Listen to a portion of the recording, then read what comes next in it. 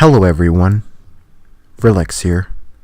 Before we start, I would like to quickly remind you to subscribe to the channel and to have the notifications turned on. IBM all building machines to outthink the human mind is all a coincidence without an ultimate goal. No chance. So, how do we get there? We turn them into robots connected to a hive mind. Transcendence was a movie that was based just a little into the future, not far. And the Internet of Things was reality. And quantum computers were a reality. And the Johnny Depp figure was a scientist who found he was dying. So his wife, who's also a scientist, they downloaded his consciousness, his mind, onto a quantum computer. And when he died, she downloaded his mind onto the internet, and Johnny Depp's mind took over the internet. This was symbolic of AI. Transcendence, the internet wakes up and becomes conscious. And the idea is that everything is connected to the internet, including the human mind, and artificial intelligence then takes control of the internet and controls everything connected to the internet, including the human mind. Humanity and AI are the assimilation. Oh, it's going to be so great. No, it's not. Sci-fi, both in movies and in television and in books, are so often put the plan in front of us. And this is a race that was part of the Star Trek series in their multiple forms called the Borg. The Borg are the Archons, or the transhumans. The Borg, Archon, transhumans. That's what they were. They were part technology, part what we would call biological. The Borg are a collection of species that have been turned into cybernetic organisms functioning as drones in a hive mind called the collective or the hive. The Borg use a process called assimilation to force other species into the collective by injection of microscopic machines called nanoprobes, and the mantra of the Borg is resistance is futile. This is Peter H. Diamandis, co-founder of the Singularity Transhumanism University with Ray Kurzweil. He said, anybody who is going to be resisting the progress forward to transhumanism is going to be resisting evolution, and fundamentally they will die out. It is not a matter of whether it's good or bad, it's going to happen. Resistance is futile, in other words. It isn't, by the way. Now, these nanobots that the Borg talked about, which assimilated their targets into the hive mind, the collective, now exist. We call them nanotechnology, nanobots, nanoids, nanites, nanomachines, nanomites, micro machines that can assemble and maintain sophisticated systems and can build devices, machines, or circuits through a process called molecular manufacturing. They can also produce copies of themselves through self-replication. These now exist. And they're also known as smart dust or neural dust, digital dust. And they're described as tiny electronic particles for wireless communication with each other and anything they connect with. And what they're already doing, this is a story about it, is they're putting this neural dust into the brains of victims in experiments. And from that, they are very painfully manipulating those people from afar via the neural dust. This is where they want to go. Now, this is what Kurzweil said from the Google monster. Nanobots will infuse all the matter around us with information. Rocks, trees, everything will become these intelligent creatures. With robots in our brains, we'll be godlike. No, we'll be robots, and this guy frickin' knows it. Kurzweil, we're not talking a long time now. Kurzweil says humans will have hybrid cloud-powered brains by 2030. And he says our thinking will be a hybrid of biological and non-biological thinking. Humans will be able to extend their limitations and think in the cloud We're going to put gateways to the cloud in our brains. We're going to gradually merge and enhance ourselves. In my view, that's the nature of being human. We transcend our limitations. This is the sales pitch, and it's absolute bollocks. He goes on. As the technology becomes vastly superior to what we are, then the small proportion that is still human gets smaller and smaller and smaller until it's just utterly negligible. By which time there will be no human mind, just a biological, not even that in the end, terminal for artificial intelligence. That is what transhumanism is all about. New computers could delete thoughts without your knowledge, experts warn. The plan is that once this starts to happen, the human memory is deleted. So we start at year zero. This technology exists now. Everything these days has got smart in front of it, and everything smart technologically is designed to connect and communicate with every other thing that is called smart technologically. We have smart grids unfolding with smart television, smart phones, smart watches, smart meters, smart dust, smart pills, smart streets, smart cities, smart communities, smart frickin' everything.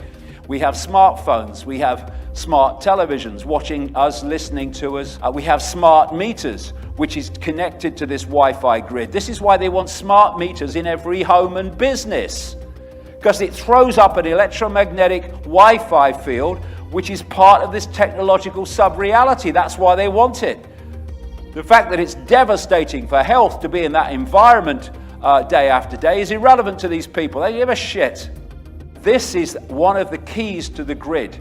The introduction of 5G cellular technology to blanket planetary life with ultra-high microwave frequencies.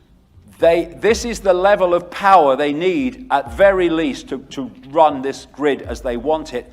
And that's why they're rushing out this health-destroying, perception-destroying 5G as fast as they can without any regulation. And if you look at these 5G transmitters here, because of the nature of the way it works, you need transmitters very, very close to each other. You're talking fantastic numbers of these transmitters in streets and communities pouring out this 5G microwave health-destroying shite. And it's working on the same frequencies that they use for crowd control weapons, which operate by burning the skin and making people run to get away from it. And so we have children being brought up in this incredible irradiated environment. And we had a report in Britain a few months ago which said there'd been a massive increase in brain tumors, especially among the young, but they didn't know why. Oh, I think I can give them a clue somehow. Madness. Why don't they say the obvious? Because the agenda doesn't want that. In Transcendence, how they connected humans to the internet and the Johnny Depp's mind control of the internet, thus control of their minds, was by releasing sentient nanoparticles spread on the wind. Now, those sentient nanoparticles I've just described, smart dust, nanobots, whatever, have you? And this is how they are being spread on the wind. There are many things in chemtrails, not contrails, chemtrails coming out of aircraft which crisscross the sky, and instead of dissolving like contrails, condensation trails, do not dissolve, but just pan out. I've sat in America, in a desert of America, for a week at a town there, and I've watched aircraft crisscross a crystal blue sky in the morning and turn it into a cloudy sky by early afternoon through chemtrails. And in these are aluminium and other metals that are really bad for health and create a conductive atmosphere, which is great for weather control and many other things. But in there is nanotechnology. And that is how they are infusing the world with nanobots and smart dust, as I've described. Nanobots will infuse all the matter around us with information, rocks, trees, everything will become these intelligent creatures. How the hell are you going to do that globally unless you drop it from the sky? And that's what chemtrails are all about. And since chemtrails started, well, they started earlier, but people became aware of them in the late 1990s. In the same period has come the chemtrail disease, known as Morgellons or Morgellons disease, where people are finding fibers, self-replicating fibers in their body, hollow tubes, and many other things. I'll show a few examples that are coming out of their skin, that are growing, and you pull them out and they self-replicate themselves. And what they're saying to hide this is that the people suffering from Morgellons disease are suffering from a psychosis. It's in their mind. Yes, that's a manifestation of the mind and not something that's inside the body. That's absolutely right, you fricking idiots. But the reason they're saying that is they don't want the truth to come out, because then the dominoes start to fall. Well, what's going on? Where is it coming from? These are some of the things that are coming out. I know someone in America who's got Morgellons, and she sent me a load of pictures that she's collected of it. Here's some of them. Bits of silicon coming out of their bodies, often in a kind of hexagonal kind of shape.